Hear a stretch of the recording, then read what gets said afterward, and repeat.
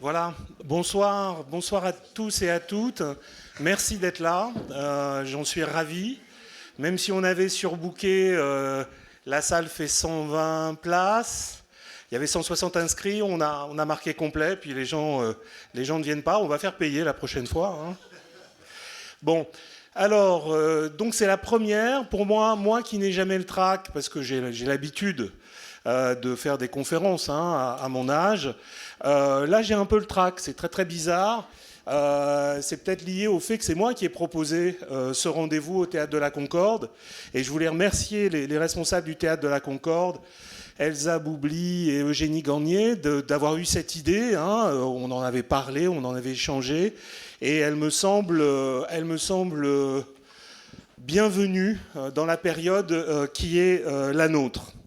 Le Théâtre de la Concorde, c'est aussi la scène de la démocratie. Il s'y joue des spectacles, il s'y fait de l'art.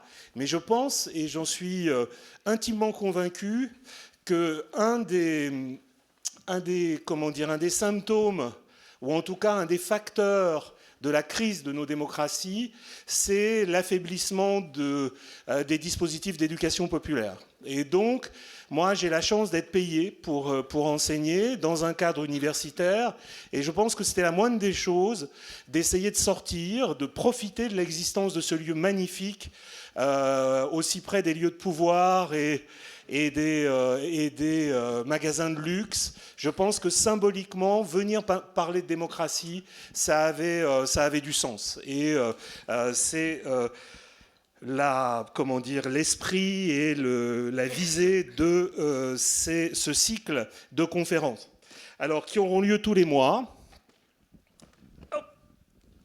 qui devraient être captés et diffusés sur la chaîne YouTube, qui pour l'instant n'a que 10 abonnés. Alors donc, bon, peut-être que vous pourriez vous y inscrire. On va multiplier par 10 les abonnés, hein, sur la chaîne YouTube du Théâtre de la Concorde, mais je crois qu'elle vient d'ouvrir, hein. Et donc, parce que lorsque j'ai annoncé sur mes réseaux sociaux l'existence de ce cycle, j'ai eu beaucoup de demandes de gens qui disaient est-ce que ce sera filmé, est-ce qu'on pourra y accéder, etc. Et effectivement, ça le sera, et j'en suis vraiment ravi. Alors, pourquoi ce cycle? Avant de vous présenter un petit peu sa logique, sa cohérence, son déroulement. D'abord, oui, renouer avec l'esprit des universités populaires. Alors, effectivement, il y a des tentatives de cet ordre aujourd'hui qui se mettent en place, hein, des tentatives de diffusion, d'éléments de critique, d'éléments d'analyse, d'éléments de compréhension du fonctionnement de nos sociétés. C'est une tentative parmi d'autres. Et puis surtout, pourquoi? C'est parce que l'heure est grave, pour le moins. Je crois que nous n'avons jamais été aussi près de renouer avec... alors, il y a toujours un problème de désignation, mais avec une forme de fascisme, d'autoritarisme. Alors, on peut parler de technofascisme, mais quelque chose qui viendra remplacer la démocratie telle que nous l'avons pratiquée, aussi décevante que nous l'avons expérimenté. Et donc, c'est à ce moment précis qu'il devient important de se pencher sur elle, sur nos institutions démocratiques, d'en faire l'autopsie. Alors, c'est peut-être un peu tôt pour faire l'autopsie, mais d'en faire une analyse clinique. De quoi est-elle malade?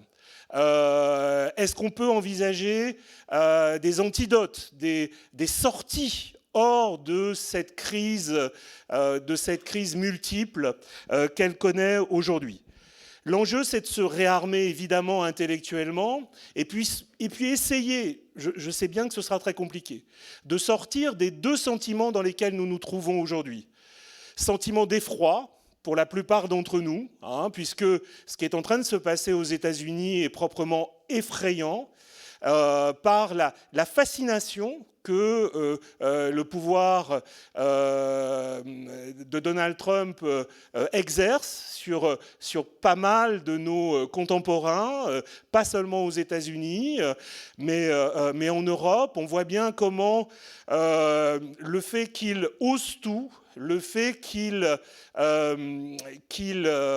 s'attaque à des choses que l'on croyait inattaquables, le fait qu'il réussisse à démontrer la fragilité d'institutions qu'on croyait solides donne des idées ici et provoque un deuxième sentiment, l'effroi, mêlé de fascination dans certains cas, et la sidération. Et qu'est-ce que c'est que la sidération ? La sidération, c'est la paralysie de la pensée. On voit bien comment aux États-Unis aujourd'hui, les résistances commencent à s'organiser, mais c'est compliqué de sortir finalement de cette situation de peur, et quelque chose qui est relativement inédit, me semble-t-il. Donc, pour sortir de l'effroi, pour sortir de la sidération, pour conjurer la peur, il faut peut-être s'interroger. S'interroger sur ce que nous voulons, sur ce à quoi nous sommes attachés en matière politique, pour peut-être être mieux armés pour résister lorsque un équivalent de Trump en France arrivera au pouvoir. Il est aux portes du pouvoir, mais il risque évidemment d'y arriver relativement rapidement. J'ai une phrase en forme de mantra qui gouverne un petit peu ma trajectoire de chercheur. Cette phrase, elle est très connue, elle est répétée. C'est une phrase qu'on prête à Gramsci, c'est une sorte de credo qu'on prête à Gramsci, qui disait vouloir toujours associer le pessimisme de la raison, le pessimisme de la lucidité et l'optimisme de la volonté.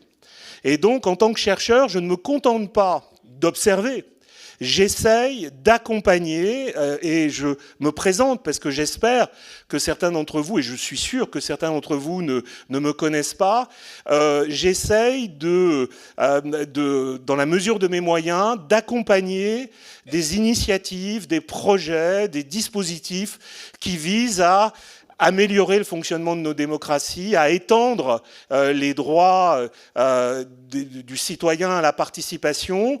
Et je crois que ce cycle de conférences est un élément de cet engagement, en tout cas pour moi. Alors je ne suis pas le seul à y avoir pensé.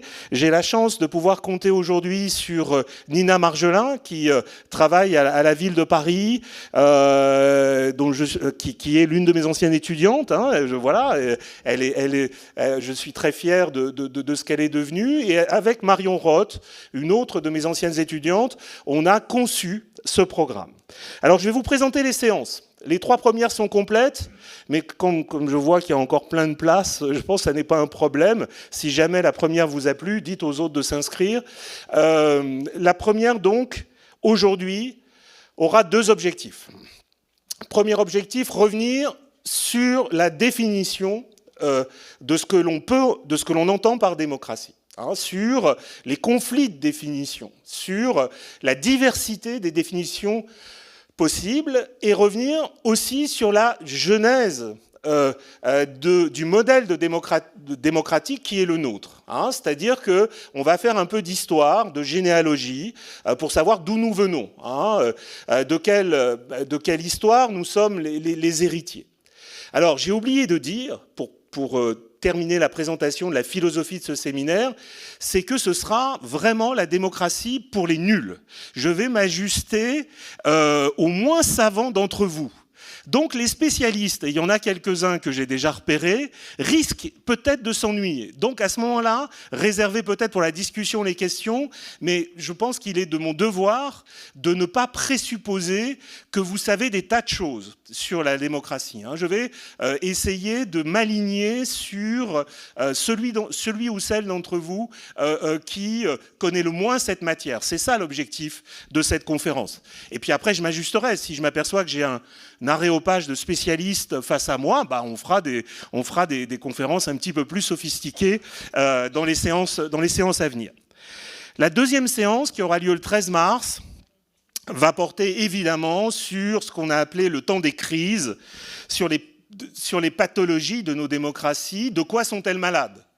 De quel mal souffre-t-elle? Alors toujours pour filer cette métaphore anthropomorphiste qui est problématique, mais très clairement il y a un état aujourd'hui de quasi-effondrement de nos institutions, mais aussi des croyances qui leur sont associées, et il faut vraiment faire l'inventaire de ces pathologies. Et puis je vais en même temps réfléchir au cours de cette séance aux antidotes et aux voies de sortie possibles de ce moment de crise. Et je suis réaliste. On peut peut-être éviter le pire, mais il est vraisemblable que quelque chose qui ressemble au pire va nous arriver.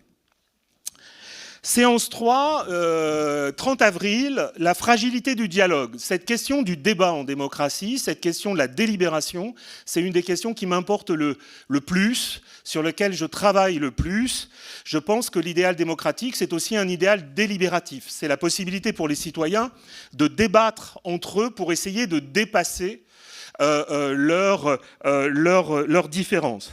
Et la question que je vais poser, que nous avons posée dans cette séance, c'est: sait-on encore débattre sans se haïr? Et pourquoi la délibération est-elle au cœur de l'idéal démocratique? Séance 4, je vais m'intéresser à la question de l'expertise, à la question des savoirs en démocratie. J'ai intitulé, c'est peut-être un petit peu sibyllin, la démocratie du diplôme, mais il y a clairement aujourd'hui d'abord un décrochage entre les citoyens sur le plan du niveau d'éducation, qui se traduit en politique, et puis il y a la question de l'expertise. Et puis on parlera de la fabrique de l'opinion. C'est le titre d'un de mes bouquins qui ne parle pas vraiment de ça, mais qui fait l'opinion aujourd'hui? Ça, ce sera à la rentrée. De la tyrannie des algorithmes et de la promesse participative. Pourquoi la démocratie participative, qui est mon sujet de recherche principal, est-elle aussi décevante? Faut-il en finir avec la démocratie participative? On pourrait ajouter des tas de séances. Je pense que la question de la démocratie au travail, dans l'entreprise, la question de la démocratie du vivant, la question des relations entre écologie et démocratie, qui sont autant de mes thèmes de travail, pourraient faire l'objet de séances. Mais là, je me suis concentré sur, nous sommes concentrés sur ces 7 premières séances. Alors voilà, maintenant, ça commence. Le poids des origines. De quel idéal sommes-nous les héritiers? 3 questions. 3 questions pour mettre le décor en place, pour mettre les choses en place, pour remettre les choses en place. Un quart d'heure pour chacune de ces questions, c'est pas du tout suffisant. Mais bon, c'est peut-être une invitation à creuser par la suite. Qu'est-ce que la démocratie? Cette notion si importante pour nous, si présente, que signifie-t-elle?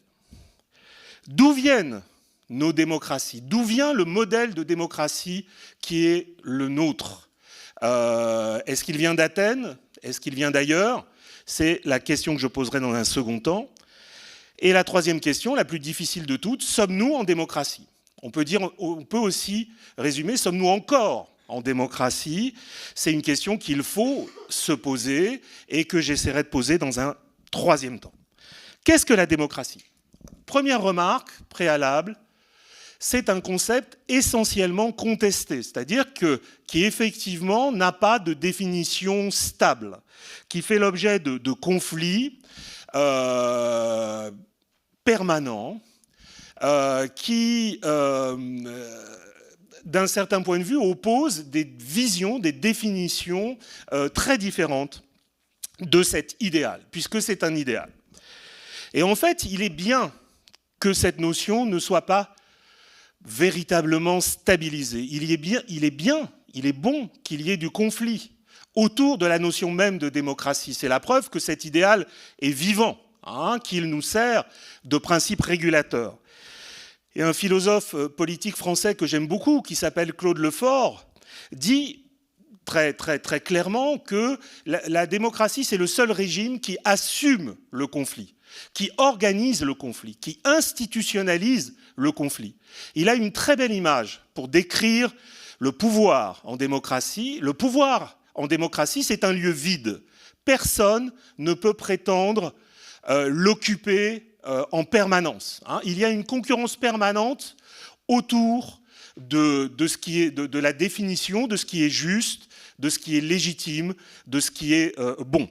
Et il me semble que c'est une définition très féconde. Et c'est une définition qui mérite finalement d'être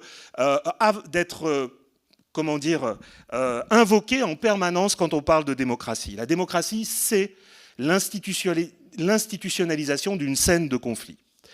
Deuxième remarque préalable, à aucun moment dans l'histoire, dans aucune région du monde, l'on a rencontré une démocratie qui remplisse tous les critères qu'on exige de ce régime.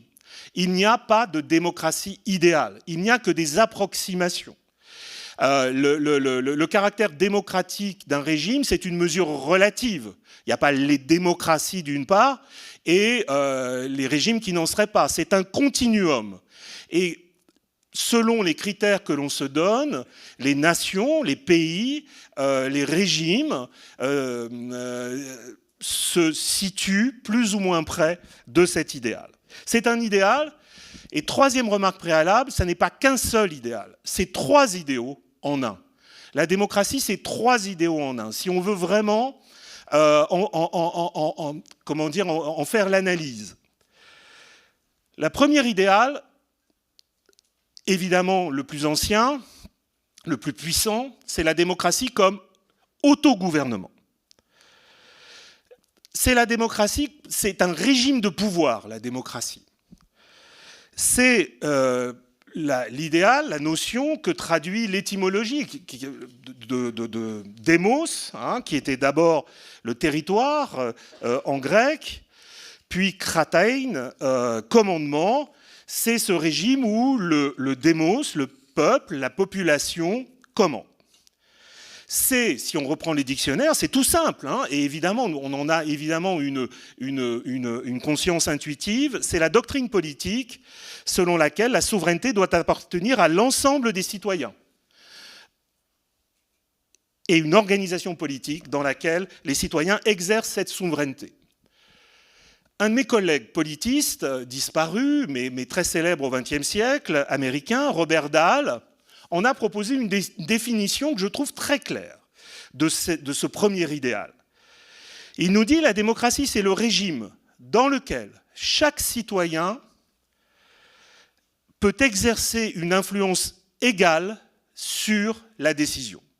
Une égale possibilité d'influence sur la décision. Deux éléments, l'influence sur le pouvoir et l'égalité.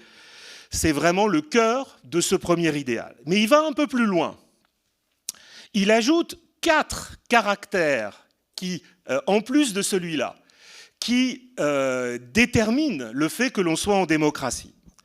Il dit il faut donc une égalité dans le suffrage, une égalité du suffrage, et un suffrage universel, c'est le fameux principe « un homme, une voix ». Il faut que les citoyens, deuxième complément, il faut que les citoyens puissent avoir une compréhension éclairée des enjeux afin de pouvoir faire leur choix politique. Il faut qu'ils puissent se construire un jugement éclairé. C'est déjà un critère un peu plus exigeant. Quatrième critère, si on suit Robert Dahl, il faut un certain degré de contrôle du peuple sur l'agenda politique.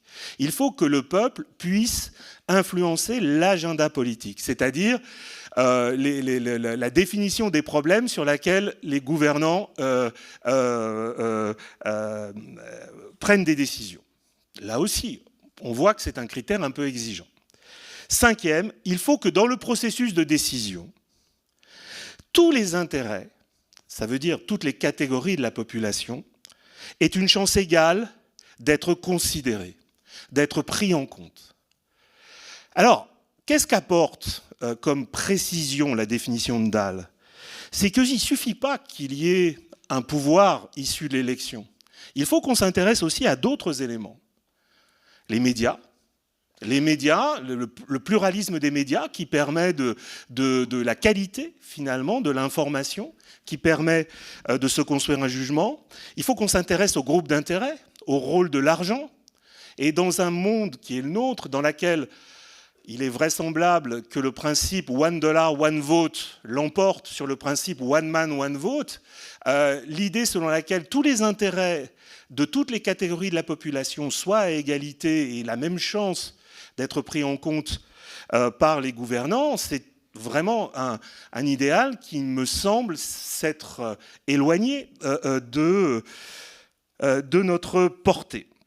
Et puis, Robert Dahl n'oublie jamais de dire qu'il faut une participation effective. Il faut que les citoyens participent. Il ne suffit pas qu'ils soient spectateurs ou qu'ils délèguent leur pouvoir d'agir. Ça, c'est la première composante de l'idéal démocratique. Il y a une deuxième composante, et là, on arrive là au cœur de notre actualité. Et on plonge là dans les contradictions du moment présent. Il y a une deuxième composante, c'est la démocratie comme état de droit. La démocratie comme régime de liberté. Pas forcément un régime de pouvoir, mais c'est aussi un régime de liberté. Il ne peut pas y avoir, et ce depuis le XVIIIe siècle, de démocratie sans protection garantie des droits humains et des libertés individuelles et collectives. C'est un point absolument capital. Il faut que ces libertés individuelles et collectives soient protégées.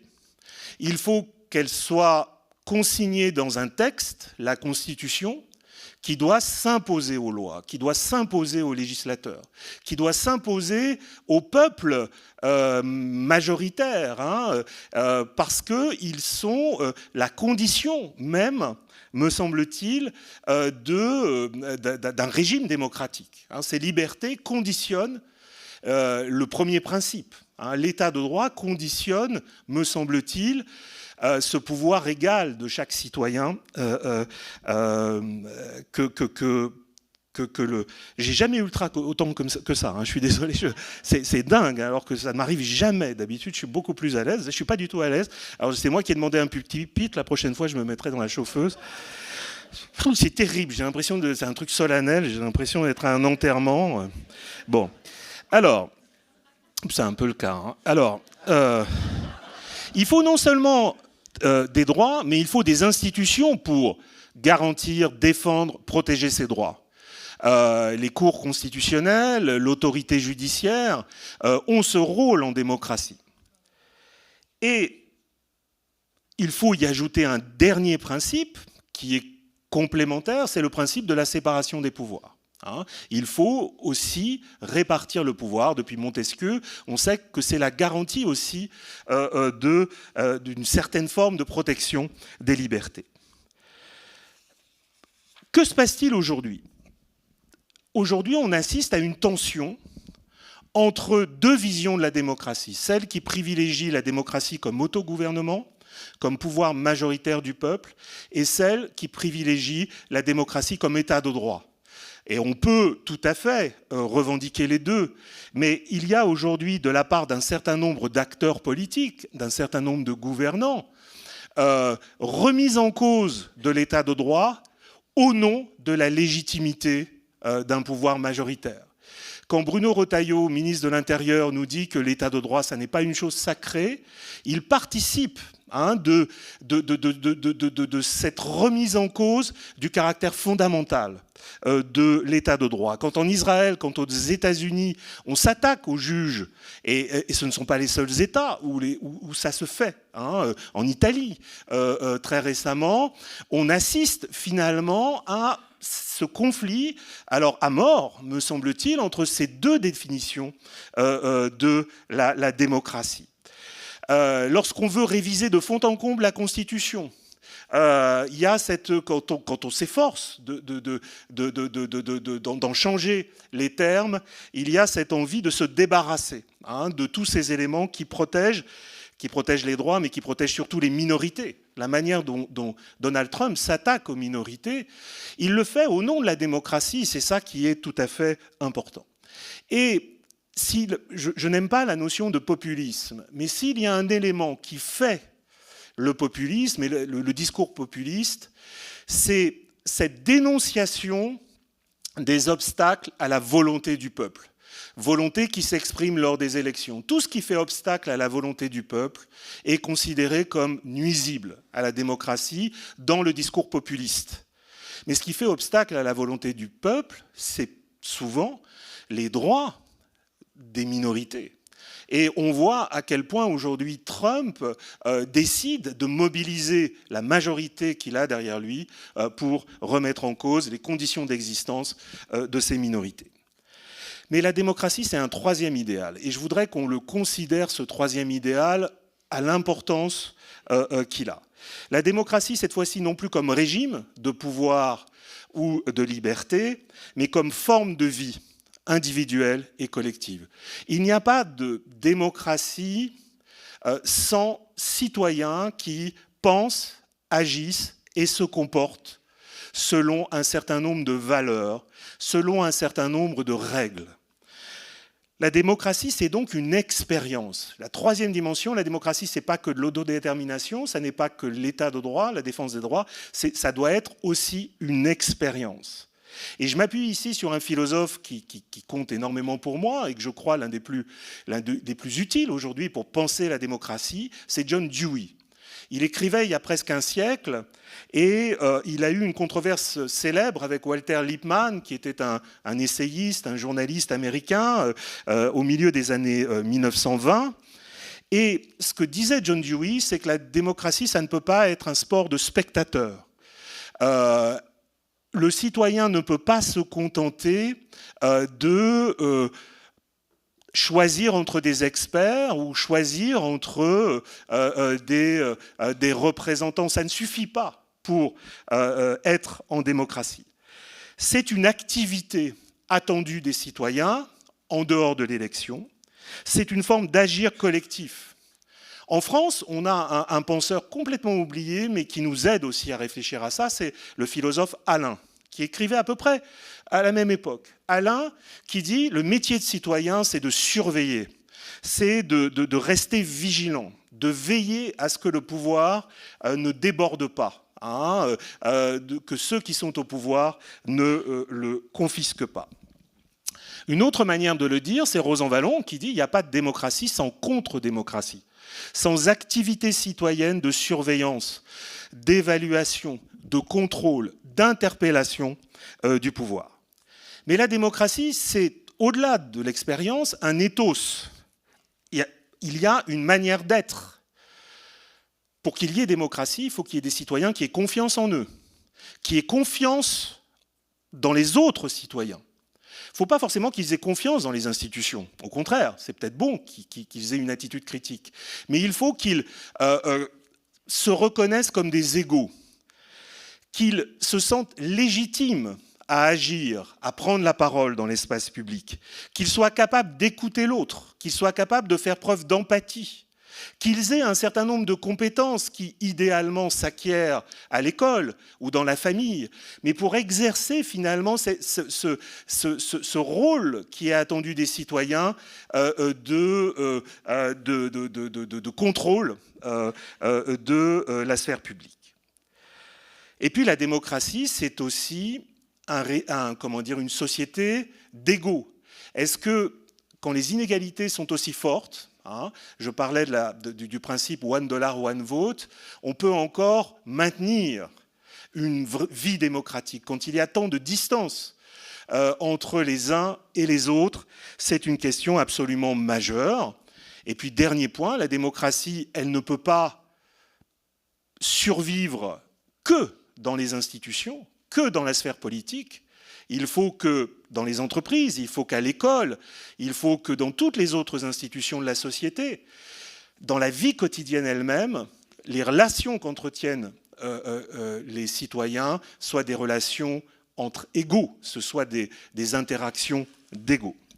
Et l'on peut s'interroger aujourd'hui sur le caractère démocratique de nos sociétés au regard de ce critère de l'expérience. Alors, évidemment que certains citoyens participent, s'engagent, agissent, et c'est une bonne chose, et c'est important, mais est-ce le fait de la majorité? Est-ce qu'il y a vraiment une vraie expérience collective de la démocratie? Deuxième élément, là on va être dans des choses bien plus balisées, d'où vient notre démocratie? De quel héritage sommes-nous les héritiers? La réponse évidente, c'est Athènes. On dit tout de suite, effectivement, il s'est passé quelque chose à Athènes de miraculeux en 506 avant Jésus-Christ avec les réformes de Clisthène, qui s'est terminé en 322 avec l'invasion des Macédoniens, avec la victoire des Macédoniens, une sorte de processus d'invention de ce régime dont nous sommes si fiers et auquel nous sommes aussi attachés.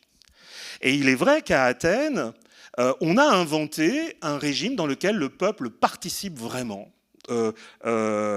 au processus de décision. Le peuple, dont on a exclu évidemment les femmes, les esclaves, les étrangers, les métèques, c'est quelque chose qui aujourd'hui nous fait problème, mais l'apport fondamental d'Athènes, c'est que n'importe qui à Athènes, à l'exception de ces trois groupes qui sont évidemment très, très, très importants, mais n'importe qui, qu'il soit pauvre ou riche, éduqué ou non, peut participer à l'Assemblée, c'est prendre la parole à l'Assemblée, c'est ce principe d'iségoria qui est fondamental. 6000 personnes pouvaient se réunir et chacun pouvait non seulement prendre la parole, mais aussi proposer une loi. Il y avait un organe qui s'appelait la boulée, 500 citoyens tirés au sort qui préparaient les lois, qui les exécutaient. Il y avait des tribunaux judiciaires. Il y avait le principe du tirage au sort qui était essentiel. Aristote dit: le tirage au sort, c'est l'essence de la démocratie parce que ça permet à chacun d'être gouvernant et gouverné tour à tour. On peut être tour à tour gouvernant et gouverné. Vous voyez la portée politique de ça. C'est la matérialisation de l'égalité. Il y avait des choses que l'on pourrait envier, me semble-t-il, aux Athéniens. On payait les gens pour venir à l'Assemblée, pour être sûr que ceux qui abandonnaient leur champ puissent venir. On les dédommageait, c'était la procédure du mistos. On mettait à l'écart les leaders qui menaçaient la cité. L'ostracisme, ça aussi, on aurait pu faire ça par des votes populaires, d'initiatives populaires depuis bien longtemps, et ça éviterait les horreurs que nous sommes en train de vivre. Les magistrats étaient tirés au sort, pour les 9/10 d'entre eux. Et c'est à Athènes, ça, je pense que c'est le trésor qu'Athènes nous a laissé, le plus fondamental, c'est à Athènes que pour la première fois, on a associé la liberté à la participation aux affaires publiques. La liberté à la participation aux affaires publiques. Il y a une phrase de Périclès, rapportée par Thucydide, qui est vraiment fondamentale.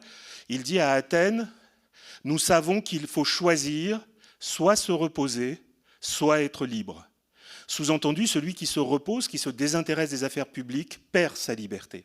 Et donc, il y a un idéal de participation qui est au cœur de la démocratie athénienne. Alors, le test de Dalle est parfaitement passé à Athènes, me semble-t-il, et c'est à Athènes que l'essence de la démocratie, cet idéal, me semble avoir été expérimenté pour la première fois.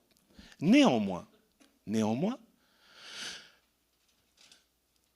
Athènes ne fait pas partie de notre héritage. La mémoire d'Athènes a été refoulée jusqu'à la fin du XIXe siècle. Le mot démocratie était connoté de manière ultra péjorative jusqu'à la fin du XIXe siècle. En fait, nous ne venons pas d'Athènes. Et c'est le seul scoop, mais en fait, vous le savez, pour certains d'entre vous, c'est le seul scoop de cette conférence. En fait, nous venons d'une autre origine, nous venons d'une autre filiation, nous venons d'une autre invention. Alors, quand je dis Athènes, c'est la première occurrence. Il y a des auteurs comme Amartya Sen ou comme David Graeber qui ont plaidé que les Occidentaux n'ont pas inventé la démocratie, hein, et qu'il y a eu des expériences de démocratie ailleurs, dans d'autres mondes, à d'autres époques qu'à Athènes. Alors ça, c'est un débat sur lequel on pourra revenir, qui est intéressant. Le livre de Sen, c'est la démocratie des autres. Le livre de Graeber, c'est la démocratie aux marges. Mais peut-être qu'il y a aussi des pôles, des foyers d'invention extra-occidentaux. La mémoire d'Athènes a été refoulée très longtemps. Nous, nos ancêtres, ce sont les constituants américains et français de la fin du XVIIIe siècle, qui détestaient la démocratie, pour qui la démocratie était le pire régime, mais pas à l'exception de tous les autres, hein. C'était vraiment le pire régime, c'était un régime détestable, haïssable. Leur problématique était la suivante. Il fallait, d'un certain point de vue, remplacer le principe monarchique, la monarchie de droit divin comme source de légitimité, et lui substituer le peuple. Ils avaient lu Rousseau, en tout cas les Français, c'est clair. En fait, pour eux, il devait y avoir une forme de souveraineté du peuple. Mais il était hors de question de confier au peuple le pouvoir, de laisser le peuple gouverner. Il y avait cette idée qui était parfaitement ancrée chez eux, selon laquelle toute démocratie se terminait en anarchie, dégénérait en chaos, puisque le peuple, n'ayant rien à perdre, tombe systématiquement sous l'emprise de démagogues qui vont lui promettre d'autres conditions de vie. Et donc, la démocratie, c'est un régime instable, c'est un régime qui est facteur de désordre, et c'est un régime absolument détestable. Et en plus, c'est archaïque, ça ne peut fonctionner que dans des petites cités. Le peuple n'est pas suffisamment vertueux, il n'a pas suffisamment de compétences. Grosso modo, le sort en était jeté. Il n'était pas question de renouer avec l'idéal démocratique athénien. Et les révolutionnaires français et américains préféraient de très loin Rome et Sparte à Athènes, dans leur panthéon. Il y a un discours célèbre de Sieyès, qui a écrit 3 de nos constitutions, 1791, 1795 et 1799, qui est un type hyper important, et qui résume ce que l'on pense à l'époque de la démocratie. Il dit en septembre 1789, « Les citoyens qui se nomment des représentants renoncent et doivent renoncer à faire eux-mêmes la loi. Ils n'ont pas de volonté particulière à imposer. S'ils dictaient des volontés, la France ne serait plus cet État représentatif, ce serait un État démocratique et la France ne saurait l'être. La France ne saurait être une démocratie. » En fait, dans un régime représentatif, selon Sieyès, c'est la formule qu'il invente, le peuple est représenté et ce sont les représentants qui veulent et agissent pour le peuple. Une manière très efficace de l'éloigner du pouvoir, de le mettre à distance. Et qui sont les représentants ? Bernard Manin, mon collègue récemment disparu, qui a beaucoup influencé ma réflexion et celle de beaucoup de mes collègues, Bernard Manin dit que c'est une aristocratie élective. On désigne des représentants. C'est une aristocratie non pas héréditaire, mais de la vertu, de la compétence. Les Américains, le fédéraliste, dit la représentation, c'est un filtre qui permet d'assurer la rationalité de la décision, puisque les représentants connaissent mieux que les citoyens ce qui est bon pour les citoyens. Ils le formulent de cette manière-là. Et nous ne sommes jamais sortis de cette vision du peuple en démocratie. Nous en sommes les héritiers. Dans la matrice du gouvernement représentatif que nous appelons démocratie représentative, il y a cette défiance vis-à-vis du peuple et ce système de mise à distance par la représentation. Alors le peuple, on le juge suffisamment compétent pour désigner des représentants, mais jamais pour participer aux affaires publiques. Donc la démocratie représentative, pour la faire courte, c'est un oxymore. C'est une contradiction dans les termes, me semble-t-il, au regard de l'idéal originel de la démocratie. Alors la question, et en plus on a poussé les choses très très loin. En fait, représentants sont devenus des professionnels de la politique. L'élection, c'est donc un acte de délégation, mais en plus, il y a une spécialisation de l'activité politique qui permet à tous les autres de se désintéresser et puis de perdre cette compétence citoyenne qui est nécessaire. Hein. C'est vraiment circuler, il n'y a rien à voir. Hein. C'est une démocratie sans participation qui s'invente à la fin du XVIIIe siècle. Alors, troisième question, question conclusive, sommes-nous en démocratie à cet égard ? Et je ne parle même pas des régressions actuelles. Étions-nous en démocratie lorsque, il y a quelques années, je pense par exemple au début des années 90, on avait le sentiment que c'était un régime indépassable, inoxydable, que c'était une sorte de fin de l'histoire. Je crois que oui et non. La réponse ne peut être qu'ambivalente. Je vais faire plusieurs références. D'abord, Bernard Manin, il nous dit « La démocratie, c'est un régime mixte. Il y a des éléments aristocratiques et il y a des éléments démocratiques. » Et qu'est-ce qu'il y a de démocratique dans la démocratie? C'est l'élection quand même si elle est pensée comme un acte de délégation, il y a l'élection. Il y a la liberté de l'opinion publique et donc la possibilité pour les citoyens de se faire entendre, la liberté de l'opinion publique. Et les partis politiques, les médias de masse, sont en quelque sorte venus démocratiser la démocratie.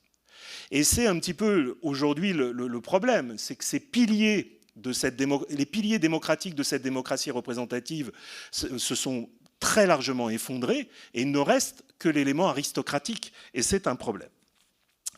L'article 3 de notre bien-aimée Constitution résume cette ambivalence. Elle nous dit « La souveraineté nationale appartient au peuple ». La formule est très alambiquée. La souveraineté nationale appartient au peuple, qu'il exerce par ses représentants ou par la voie du référendum. Qu'est-ce que ça veut dire? Ça veut dire que quand on n'utilise pas le référendum, et on n'utilise plus le référendum en France depuis 2005, mais on l'utilise très rarement, et la souveraineté nationale elle ne s'exerce que par les représentants. Et on oublie un autre article un peu ambivalent, plus ancien, qui est dans notre Constitution aussi, c'est l'article 6 de la Déclaration des droits de l'homme et du citoyen qui dit « La loi est l'expression de la volonté générale. Tous les citoyens ont droit de concourir personnellement ou par leurs représentants à sa formation. » La loi est l'expression de la volonté générale. Tous les citoyens ont droit de concourir personnellement ou par leurs représentants à sa formation. Mais où est la possibilité de concourir personnellement à la volonté générale? Nous sommes dans un régime dans lequel, et c'est vraiment un élément fondamental à prendre en compte, le peuple, dans son immense majorité, alors il y a une nuance, c'est qu'il y a des milliers de conseillers municipaux, mais qui pensent, surtout dans un pays où il y a 80 000 communes, mais qui pensent que les conseillers municipaux ont un vrai pouvoir d'influence dans nos sociétés? C'est une vraie question. Ne participent pas au processus de décision, ce sont des représentants qui gouvernent pour eux, des représentants qui ont tendance à s'autonomiser du fait de leur professionnalisme et qui ne ressemblent pas du tout au peuple. Sociologiquement, ils ne ressemblent pas du tout au peuple. Alors, à la question « Sommes-nous encore en démocratie ?» La réponse est oui, sous certains aspects. Il y a un certain degré de réalité.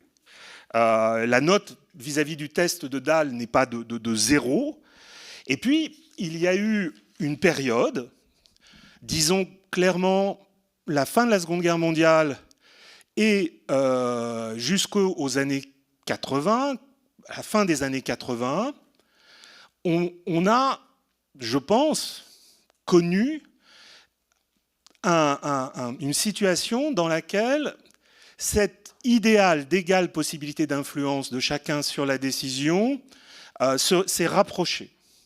Avec les partis, avec les syndicats, avec les partis représentant les catégories populaires, avec les syndicats, avec l'éducation populaire, avec un vrai pluralisme des médias, il y a eu quelque chose comme un rapprochement vis-à-vis de l'idéal.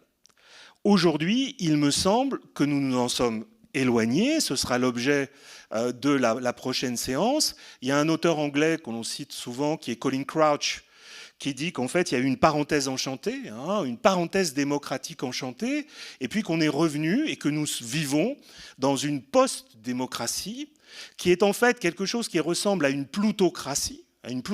Même Joe Biden utilise le terme hein, pour critiquer ses adversaires. Plutocratie, c'est un gouvernement des riches, dans lequel cet idéal d'influence des citoyens sur la décision est une fiction, une illusion.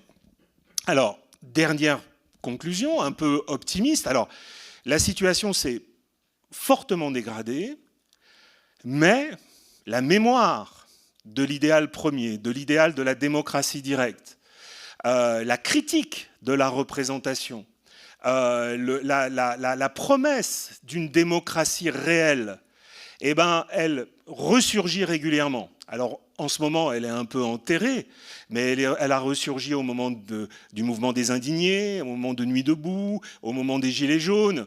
Il y a eu cette... Voilà, grosso modo, oui, nous vivons une version très appauvrie, très édulcorée de l'idéal démocratique. Néanmoins, subsiste quelque chose comme un désir de démocratie et une défiance vis-à-vis de la représentation qui est très puissant, souterrain, mais très puissant, hein, et qui ne demande qu'à réémerger. Voilà, c'est ça mon introduction. Hein. Ce sont les matériaux que je voulais mettre à la discussion. Et puis, je crois que j'ai fait exactement les 45 minutes, donc c'est merci. Voilà.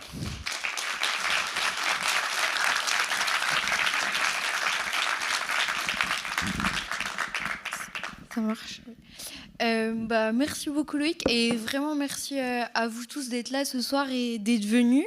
On espère que cette belle introduction vous aura plu, que vous avez appris des choses et que ça vous a inspiré. Et donc on vous propose de passer un peu au moment populaire de l'université populaire, et c'est-à-dire de poser des questions pour revenir sur un de ces 3 points, donc la définition de la démocratie, quelle genèse et sommes-nous encore en démocratie, tout en rappelant que c'est vraiment la démocratie pour les nuls, donc toutes les questions sont bonnes et les bienvenues. Et ce qu'on propose, c'est pour que tout le monde parle et un peu que tout le monde participe, et j'espère que vous n'avez pas le trac, c'est de poser une question courte par personne déjà, enfin pas tout le monde, mais que tout le monde puisse parler, et on va faire passer un micro, donc on peut en prendre 3, des hommes, des femmes, tout le monde. Voilà, donc j'espère que vous êtes inspirés. On fait passer un micro ou... Tiens, vas-y. Thierry. Je me déploie. Alors, qui se lance ? Alors, je veux bien y aller. Merci beaucoup. C'était très riche et j'ai appris plein de choses. Voilà. Donc moi, c'était une question sur la partie expérience. La démocratie, c'est une expérience. Et à un moment donné, vous avez dit quand les inégalités sont trop fortes, la démocratie, c'est difficile de la faire vivre. Et donc moi, j'aurais bien aimé, je serais intéressée pour qu'on approfondisse ce point. Merci beaucoup. Oui, ça me paraît être une évidence. La démocratie, c'est un régime où le sentiment d'égalité, ce que disait Tocqueville, est extrêmement puissant. Et lui, il voyait un risque, il voyait une menace. Hein. En fait, en démocratie, normalement, le seuil de tolérance aux inégalités sociales est très bas. Or, dans nos sociétés, ce qui témoigne finalement du fait qu'elles sont sorties de cette logique de légalisation des conditions, dans nos sociétés, nous tolérons des inégalités absolument colossales, et il n'est pas concevable de maintenir durablement cette fiction selon laquelle nous sommes tous également légitimes à prendre la parole, tous également capables d'influencer les gouvernants. Il y a une sorte de dévoiement complet de la logique démocratique, me semble-t-il. Alors ça veut dire que entre nous ne nous percevons pas comme des égaux. Donc ça, c'est un problème. Je ne pense pas que les plus riches d'entre nous se perçoivent comme égaux aux autres. Je crois que nous sommes collectivement, nous qui ne sommes pas parmi les plus riches, nous sommes résignés à cette situation, me semble-t-il, et nous semblons la trouver moins intolérable qu'elle ne devrait l'être. Je pense qu'on ne peut pas totalement dissocier toute l'histoire de la démocratie à Athènes, à Rome, est marquée par des conflits sociaux très forts entre les pauvres et les riches, les patriciens et les plébéiens, souvent autour de la dette. Et effectivement, il faut un certain équilibre des forces. Mais les moyens d'influence des plus riches...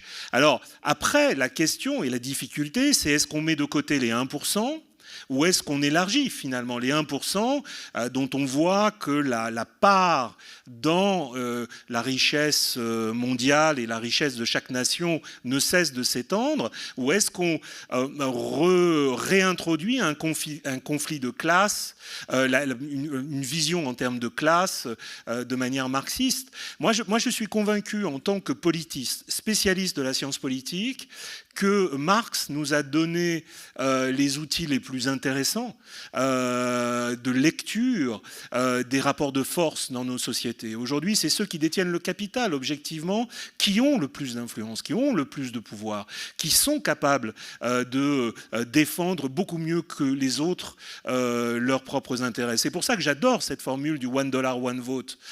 Quand on a un Musk qui est vraiment aujourd'hui en position de co-gouvernance, on pousse cette logique, mais jusqu'à son expression la plus radicale. Maintenant, ils exercent directement le pouvoir, ceux qui détiennent le capital. Voilà, donc c'est un peu tout ça que je voulais dire. Et puis, le vrai problème, c'est que, alors ça c'est une hypothèse, mais je pense qu'on pourrait la vérifier, les citoyens ont bien compris ce qui se jouait, mais ils s'y sont résignés. L'idée que le pouvoir politique est sous l'influence des intérêts économiques et financiers, ça c'est quelque chose qu'on a tous en tête, mais on a le sentiment qu'on ne peut rien y faire, sauf voter pour l'extrême droite, ce qui est une erreur de calcul manifeste, parce que l'extrême droite sera encore plus favorable aux intérêts du capital que les autres forces de gouvernement. Donc c'est une erreur complète de calcul, puisqu'on se dit, enfin le pouvoir politique va reprendre la main. Mais ce qui s'est joué, c'est que le sentiment de déclassement, le sentiment de non-représentation, le facteur de ça s'est reporté sur c'est ce qu'on appelle la triangulation, ce qu'Olivier Schwartz appelle la triangulation. On a l'impression que c'est les immigrés, que c'est les plus pauvres qui nous mettent en danger, et que face à ce processus d'appauvrissement des classes moyennes, on a le sentiment, au lieu de regarder vers le haut, on regarde vers le bas en se disant que c'est les étrangers, que c'est les assistés qui menacent nos droits. Donc on est dans une vraie problématique qui a de tensions sociales qui ont des effets politiques majeurs. Est-ce qu'il y a d'autres questions ? Bonsoir. J'avoue que votre pessimisme me stupéfie et me fait un peu sourire. Ben oui, parce qu'on est quand même le jour ou le lendemain, je ne sais pas, d'un état de droit comme le Brésil, qui non seulement il y a 3 mois a condamné le propriétaire de X et a interdit X, et s'est donné les moyens d'interdire X. Excusez-moi, j'aimerais qu'un pays européen suive l'exemple. Et deuxièmement, hier, alors, il y a 3 mois, le Brésil a emprisonné, sur preuve d'un état de droit, c'est vrai, un des responsables de l'armée qui fomentait un coup d'État, un détail quand même, et Bolsonaro a été inculpé hier et va passer devant un tribunal, ce qui n'est jamais arrivé aux États-Unis ces 4 dernières années, en dépit de toutes les procédures, parce que Trump avait l'argent, mais aussi la complicité dans l'État, pour empêcher de passer en procès. Il est passé dans un seul procès, je ne vais pas rentrer dans le détail, qui était un procès avec un jury populaire, où il a été condamné à l'unanimité du jury sur les 15 ou 20 actes d'accusation, etc. Bien. Donc aujourd'hui, il y a plein de bonnes nouvelles dans le monde, à condition de regarder ailleurs que les régimes présidentiels en France et aux États-Unis. Regardons au Brésil et regardons dimanche prochain en Allemagne. Parce que tout ce que vous avez évoqué, c'est la démocratie vue de la France, vue d'un régime présidentiel. Rappelez-nous qu'en Europe, au moins pour l'Europe officielle des 27, la France est une exception. Tous les autres sont des régimes parlementaires. La France est une exception et fait sourire ou crée une vraie sidération, et bien avant Trump, avec son régime présidentiel et notre président.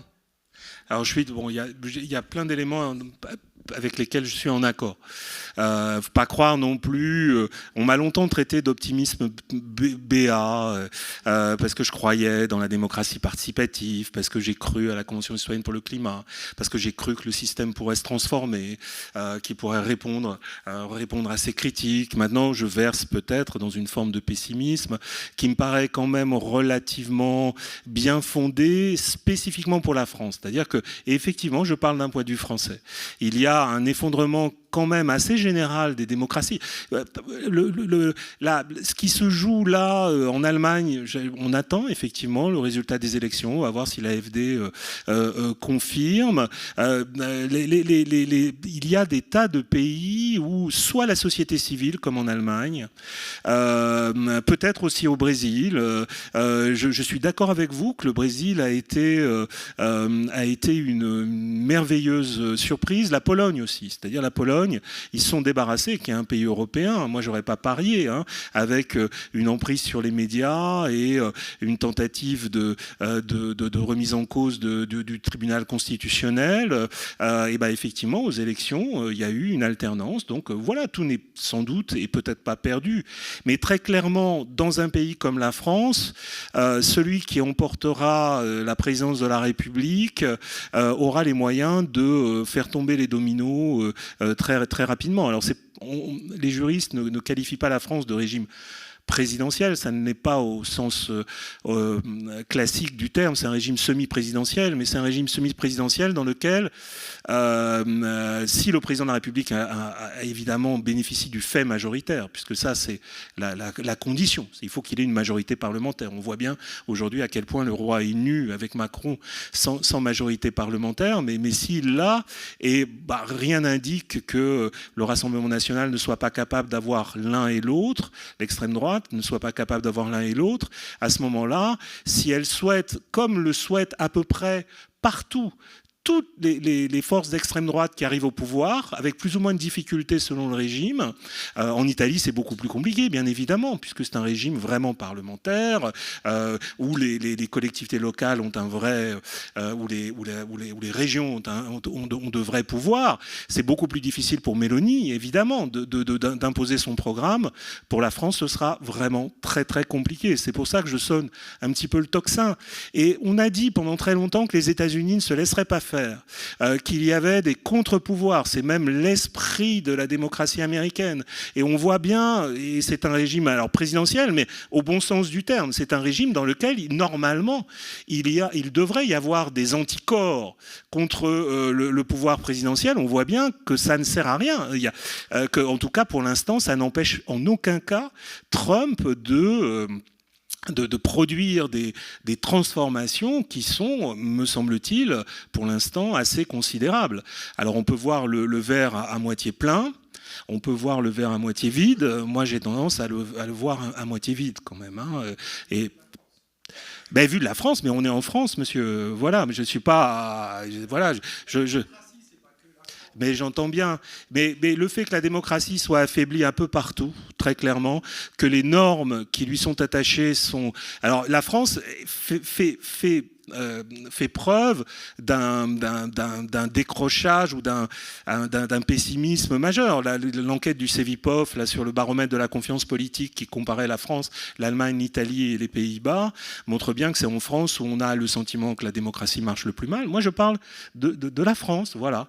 C'est comme ça. Je suis inscrit dans une culture, je ne suis pas omniscient, mais c'est la France, mais un peu partout, qui est des ministres quasiment néo-nazis en Finlande, devrait quand même nous poser question. Que la Belgique soit aux mains alors la Belgique, c'est un exemple tout à fait intéressant. Le pouvoir fédéral en Belgique a peu de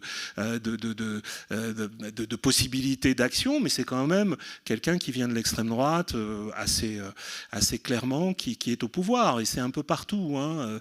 Donc bon, la situation n'est pas uniquement franco-française. Est-ce qu'il y a d'autres questions? Moi, je voulais parler des origines de la démocratie, et on a parlé de l'expérience de la démocratie, de l'égalité, de la liberté. En fait, on parle de droit naturel. Concrètement, du juste naturalisme, la révolution, etc. Est-ce que finalement, il n'y a pas une forme de dissonance dans les fantasmes qu'on peut avoir des droits naturels, qui ont primauté finalement dans l'ordonnancement juridique, qui font la promotion d'un universalisme alors qu'on est dans une société de caste avec une forme d'oligarchie, d'aristocratie élective. Est-ce qu'il ne serait pas temps peut-être justement de rationaliser à nouveau les droits naturels afin que chaque citoyen puisse se les approprier et vivre la démocratie en l'appliquant dans toutes les strates de la société, justement? C'est la question pour Nina? Non, j'attaquine. Que vous dire? Alors, moi, j'ai tendance à dire le fait qu'on continue à y croire, à y faire référence, que ce soit inscrit dans le bloc de constitutionnalité. Alors, en même temps, ces droits individuels et collectifs, ces droits fondamentaux, ils sont aussi le socle d'un certain nombre de processus inégalitaires. Par exemple, le droit de propriété inviolable et sacré, c'est vraiment un droit dont on peut penser qu'il est mobilisé pour provoquer de l'inégalité.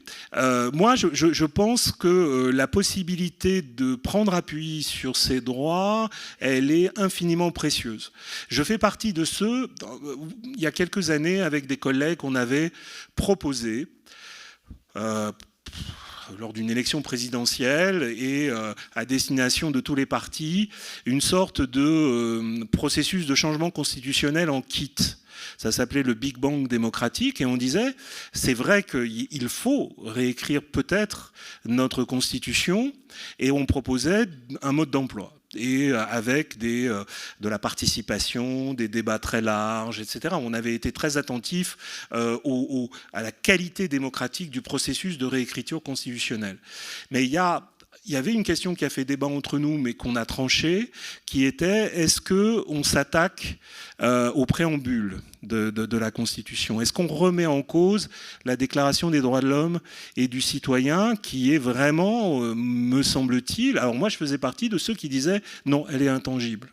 Ben voilà, c'est une vraie question. Je sais que par exemple à la France Insoumise, ils ont envisagé dans leur processus de révision constitutionnelle, allez, on relie justement avec le droit de propriété en ligne de mire. Moi je pense qu'il est infiniment trop précieux, même s'il y a une hypocrisie. De toute façon, il ne peut y avoir qu'une mauvaise application de ces principes. Ce sont des principes régulateurs, c'est des idéaux régulateurs, créateurs de droits. Et Dieu merci, heureusement que nous les avons, je crois.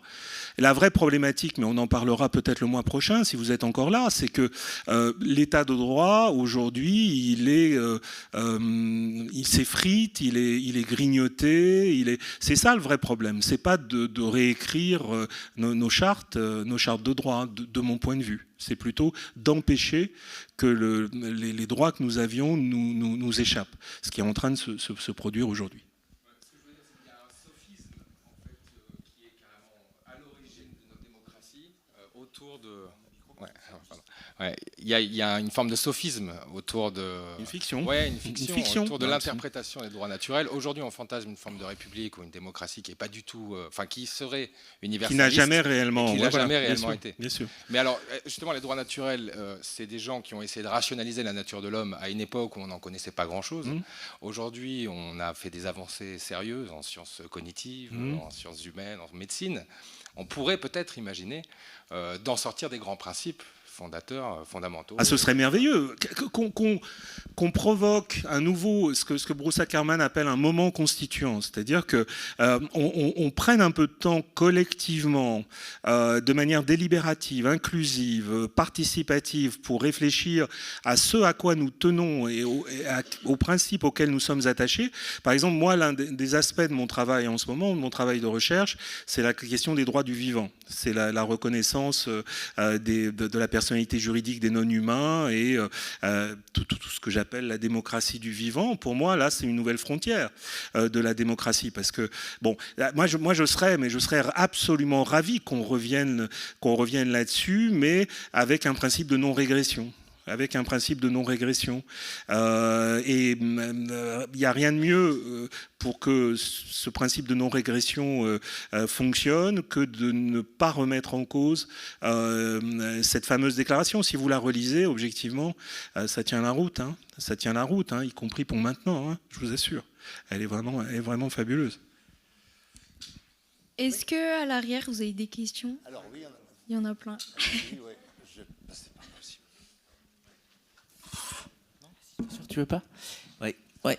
Merci, merci beaucoup. Oui, tout d'abord une note d'ambiance. Aujourd'hui, nous avons été à l'exposition, je fais un peu de la pub, mais sur l'art dégénéré, qui montre très bien quand même l'affaiblissement de la démocratie. C'était la démocratie de Weimar. Et puis aussi La Fabrique du mensonge est un film, mais sur les mêmes thématiques. C'est sur la montée du péril qui nous menace assez rapidement. Moi, j'avais un petit désaccord sur votre présentation au tout début, sur le fait que la démocratie est malade et que c'est un corps organique qui dépérit. Je pense qu'on n'a pas été jusqu'au bout des possibilités de la démocratie, notamment, là, je suis très sensible à ce que vous avez dit, la démocratie comme expérience et notamment la question des inégalités. Les inégalités se creusent. Et malheureusement, il n'y a pas de réveil ou de révolte, voire de révolution, contre ces montées d'inégalités. Tout à l'heure, vous avez commencé à en parler, mais peut-être vous pouvez approfondir. Puis il y a aussi la question de la démocratie locale, qui est très importante, puisque c'est une brique quand même de notre démocratie au global. Là aussi, évidemment, il y a encore de nombreuses possibilités à éclairer concernant la participation citoyenne, les conseils de quartier, les conseils de développement, etc. Mais comment espérer un réveil concernant la montée des inégalités au niveau local? Parce que, à titre d'expérience, j'ai été représentant de parents d'élèves dans une grande fédération de parents d'élèves durant une vingtaine d'années, et petit à petit, j'ai vu qu'il y avait moins de représentants de parents d'élèves, où c'était toujours les mêmes. Ça avait une sorte d'entre-soi. Et que, disons, un certain nombre de militants n'allaient plus forcément au contact des parents d'élèves, parce qu'être parent d'élève, c'est pas forcément représenter son enfant, sa classe, son élève, c'est aussi aller dans des conseils de discipline, enfin la démocratie pour moi de base, mais nécessaire pour assurer la cohésion sociale. Oui, alors là vous avez tout à fait raison. J'en parlerai la semaine prochaine et puis le mois prochain. Et puis dans la dernière séance de décembre, j'ai prévu de revenir sur cette démocratie participative. Pourquoi la démocratie participative ne tient-elle pas ses promesses? Et qu'est-ce qui s'y joue aujourd'hui dans des formes de pseudo-participation, mais aussi dans des formes qui sont peut-être un peu plus robustes. Donc la question de la démocratie locale, elle n'est pas du tout secondaire. Si jamais le pouvoir national bascule comme il promet de le faire, il nous restera les collectivités locales. On l'a vu aux États-Unis, en Pologne par exemple, ou en Hongrie. Les grandes villes en particulier sont très actives dans la résistance et je pense qu'aux États-Unis ce sera le cas aussi, du moins je l'espère, dans les villes d'opposition. Donc oui, l'avenir de la démocratie est peut-être dans le local. Et puis le mois prochain, quand je parlerai des antidotes, je dirais que pour beaucoup d'entre nous, il y a encore un avenir à la démocratie locale. Autant on est désespéré par ce qui se passe au niveau national ou au niveau international, au niveau européen, autant on peut avoir le sentiment qu'il y a encore des choses à faire et possibles à l'échelle local. Et donc il y a un déplacement de l'activité démocratique vers les territoires. Et puis il y a des concepts, des mouvements, des programmes politiques qui sont assez puissants. De tout ce qui est municipalisme, communalisme, c'est des choses qui peuvent donner de l'espoir, très très clairement. Hein. Il est possible que à l'échelle d'une municipalité, on puisse redonner du pouvoir aux citoyens, on puisse réintroduire des formes de préservation des ressources, des biens communs, etc. Moi, je suis pas complètement désespéré. Donc le local, oui, c'est tout à fait important. Là, on a tendance à voir dans un pays où l'État central a quand même une capacité de nuisance, une capacité d'action qui a pu, à certains moments, notamment dans les systèmes de solidarité qui se sont mis en place après la Seconde Guerre mondiale, a pu avoir un rôle extrêmement positif, mais l'État central a aussi la possibilité d'empêcher, ce qui est moins le cas dans d'autres pays, à travers par exemple les préfets, le contrôle que les préfets exercent sur les décisions des collectivités locales, a les moyens d'empêcher certaines initiatives et certaines expériences. Donc on ne peut pas se désintéresser de l'État central. En tout cas, moi, ça, c'est quelque chose dont je suis convaincu. On ne peut pas s'en désintéresser. On ne peut pas se désintéresser des élections nationales, des élections législatives ou de l'élection présidentielle. Ce serait impossible de tout miser sur le local, parce que c'est être sûr que l'État central pourra entraver l'innovation locale. Bonsoir, merci beaucoup pour l'intervention. J'avais une petite question, juste ici. Vous avez cité beaucoup de personnes, au final, beaucoup d'auteurs sur la démocratie durant les 45 premières minutes. Et je reprends un peu ce côté université populaire autour de la démocratie. Si vous devez donner le seul nom d'un seul auteur pour vraiment avoir quelque chose de très pédagogique autour peut-être de l'histoire de la démocratie, sur Athènes, tout ça, qui vous recommandez ? Alors moi, mon maître et le livre que je recommande systématiquement à mes étudiants, c'est une lecture obligatoire, sur tout ce que je vous ai raconté ce soir, c'est Principes du gouvernement représentatif de Bernard Manin. C'est un livre majeur, c'est un livre lumineux, c'est un livre qui vous fait ouvrir un petit peu les chakras, des choses. Bon voilà, c'est vraiment un livre important, absolument décisif. Mais en même temps, le propos de Bernard Manin, c'est la démocratie, mais c'est surtout le gouvernement représentatif. C'est-à-dire que c'est lui qui a le mieux défini la forme de gouvernement qui est la nôtre et qui est très spécifique et qui n'est pas la démocratie, hein, soyons clairs, c'est autre chose. Sur la démocratie comme initiation, moi j'aimerais bien écrire ce bouquin, vous voyez ce que je veux dire, mais il n'y a aucun éditeur qui en veut. Non, je rigole, c'est pas vrai, mais j'ai eu une grosse désillusion. J'ai envie de faire une bande dessinée aussi. Mais j'ai eu une grosse désillusion avec un éditeur dont j'étais sûr qu'il allait prendre mon bouquin là-dessus, et qu'il n'a pas fait. Donc je suis un petit peu comme ça, un peu meurtri. Et donc du coup, j'ose plus le présenter. Mais non, il y a, je sais pas, Nina, comme auteur important sur ces questions. Ah, il y a Jacques Rancière. Oui, alors Jacques Rancière, La haine de la démocratie. C'est un auteur, c'est un philosophe français toujours vivant, qui est vraiment un auteur dont la pensée est au scalpel sur la démocratie, et notamment dans son livre La haine de la démocratie. La haine de la démocratie, en fait, il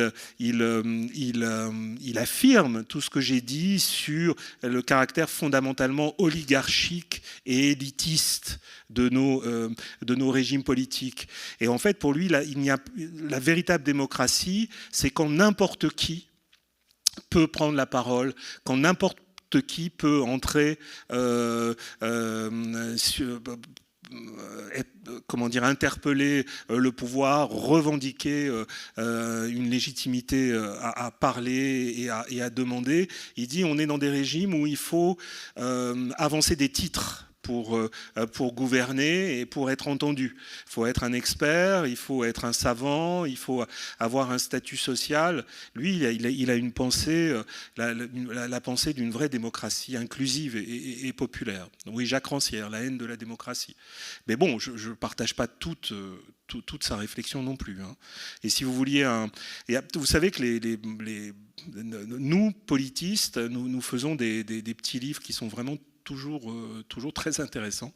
Il y a pas mal de manuels de sciences politiques qui sont vraiment pas mal sur ces questions. Voilà.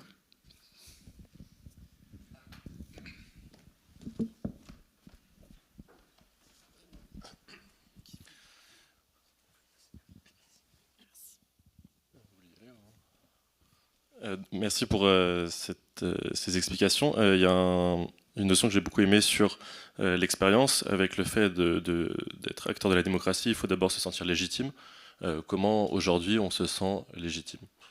Eh ben oui, là c'est évidemment un des comment dire, un des éléments du problème. Comment on fait?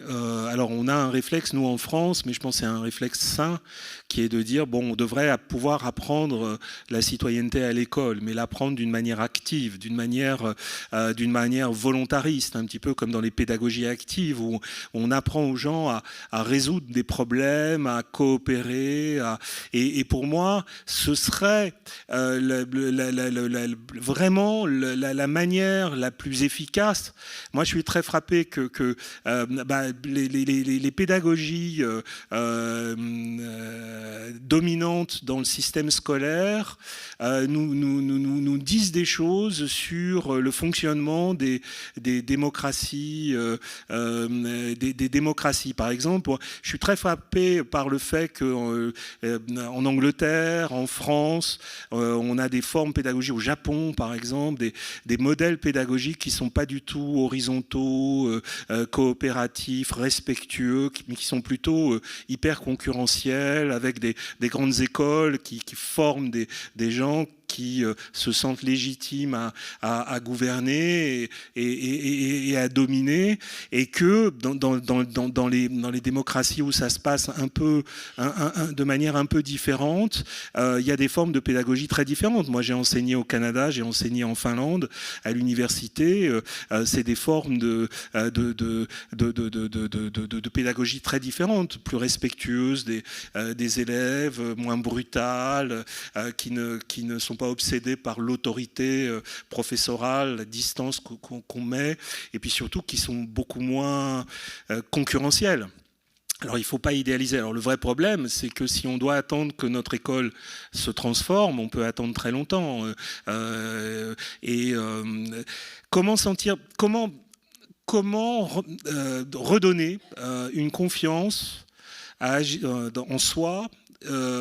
Alors d'abord, il y a une triple défiance. Il y a une défiance vis-à-vis de soi, vis-à-vis des institutions et vis-à-vis des autres qu'il faut combler.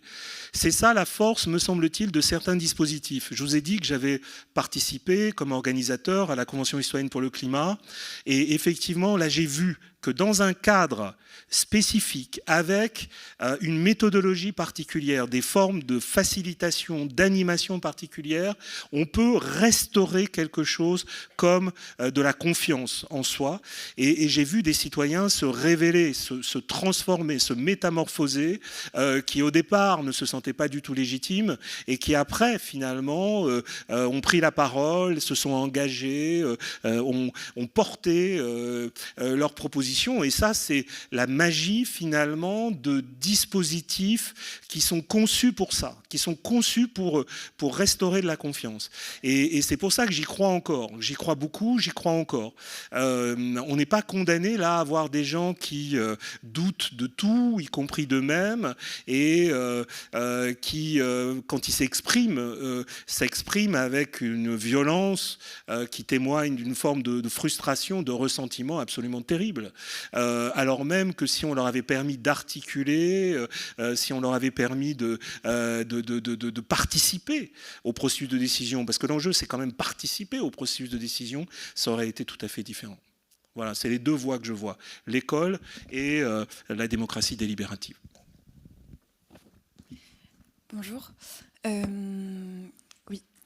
Bon, déjà, merci beaucoup, c'était super intéressant. Merci, j'en ai besoin. J'essaie de capter la bienveillance. Bah, ça l'était. Moi, ça m'a beaucoup intéressé d'avoir ce retour sur l'historique, mais aussi les différentes interprétations de ce que c'est la démocratie. La démocratie, c'est aussi un régime où on laisse les conflits se discuter. Et aujourd'hui, en fait, il y a des gens qui prennent avantage de ça pour... Donc, je me demandais un peu dans ce contexte-là, aussi dans celui que vous avez dit de l'effritement de tous les socles qui permettaient à la démocratie d'être relativement stable. Enfin, comment, bon là, c'est ce que vous disiez un peu dans votre dernière intervention, enfin, quelles sont les pistes un peu pour réfléchir à la démocratie, puisqu'elle était déjà imparfaite, elle était déjà sur un entre-deux de définition. Donc comment est-ce qu'on réfléchit à tout ça? Et j'ai beaucoup aimé la citation de Gramsci, et je suis vraiment d'accord avec ça. Enfin, moi, je pense que les progrès dans certaines parties du monde ne doivent pas nous aveugler sur la gravité de la situation. Donc, j'ai un vrai pessimisme, mais de réalisme, mais qu'il ne faut pas céder à la sidération et que c'est vraiment là-dedans qu'on va dans le mur. Donc, essayer d'avoir un optimisme par une certaine volonté, mais du coup, vers où orienter ma volonté dans ces notions de démocratie. Voilà. C'est un peu flou, mais... Non, mais je voilà. pense qu'il faut rester debout, il faut rester ferme sur les principes. Alors, la tentation face à ce déferlement de haine, parmi les éléments de l'éthos démocratique, il y a l'autolimitation. C'est-à-dire qu'il faut apprendre à auto-limiter ses désirs et à faire une place à ce que dit l'autre et à ne pas être centré exclusivement sur soi-même. Mais ce que cherchent ces gens qui sont des ingénieurs du chaos, pour reprendre l'expression de Empoli, qui cherchent à polariser nos sociétés, à diffuser des réflexes de haine, c'est justement ça. C'est-à-dire que nous, on perd notre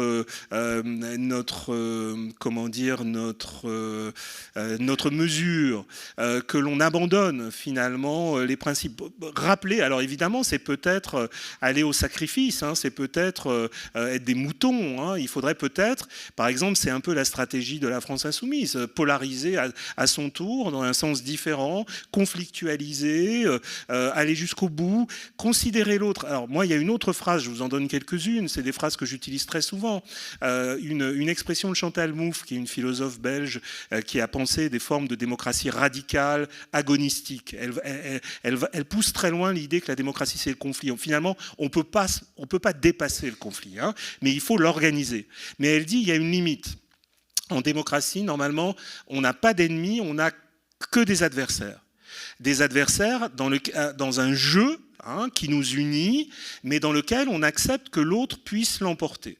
Quand on considère que l'autre est un ennemi, ce que nous incite à considérer l'extrême droite, c'est-à-dire en désignant des cibles, en cherchant à les faire taire, en empêchant, moi, là, vraiment parmi toutes les mauvaises nouvelles qui nous viennent des États-Unis, la manière dont il a pointé des mots qui ne peuvent plus être utilisés, c'est-à-dire grosso modo en travaillant, parce qu'il ose tout, en travaillant directement sur les langages. Moi, je relis en ce moment un auteur. Alors, si on veut parler de la période actuelle, vous avez cité un film et une exposition, mais le journal de Victor Klemperer.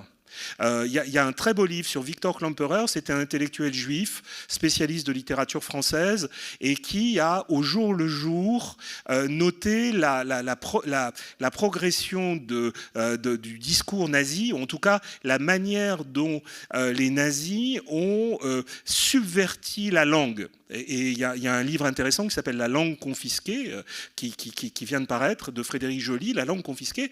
Et grosso modo, là, il n'y a même plus de détournement de la langue. Il y a quelque chose qui ressemble vraiment à 1984 et où on fait dire aux choses le contraire de ce qu'elles sont. Et on en reparlera, de ce rapport à la vérité qui est complètement aujourd'hui subverti par l'extrême droite. Il faut absolument que nous refusions ça. C'est-à-dire que nous refusions d'entrer dans ce jeu-là, dans le jeu de l'invective et résister. Je pense objectivement que on a des ressources.